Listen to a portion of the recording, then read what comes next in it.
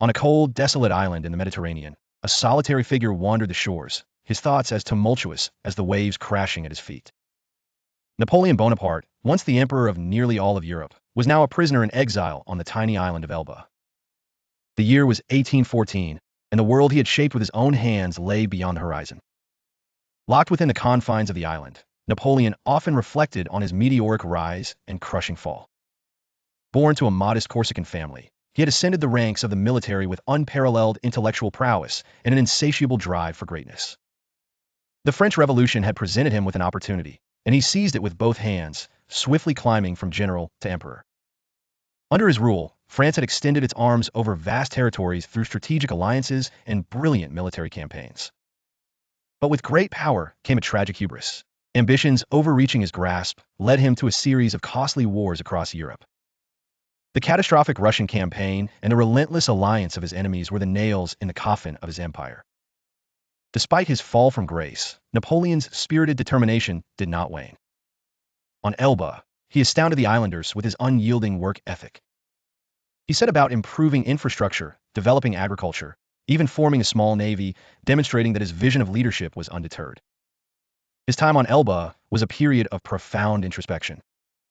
He realized that failure was not the antithesis of success, but its precursor.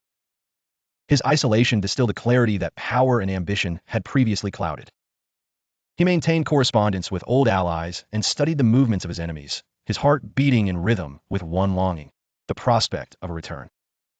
In a legendary turn of fate, in less than a year, Napoleon executed a daring escape. With a small army of devoted followers, he returned to France, welcomed by cheering crowds who still hailed him as their leader. His brief return to power, known now as the 100 Days, showcased a renewed vigor and strategic brilliance.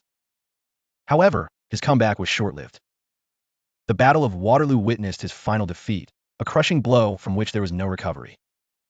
But even constrained to a second exile on the remote island of St. Helena, Napoleon's spirit remained unbroken. History remembers Napoleon not just for his military genius or political prowess, but for his indomitable spirit and the lessons of perseverance in the face of overwhelming odds. He taught that true ambition is never destroyed by failure, but refined by it. Ultimately, Napoleon's story is a testament to the idea that falling is not an end, but a part of rising again.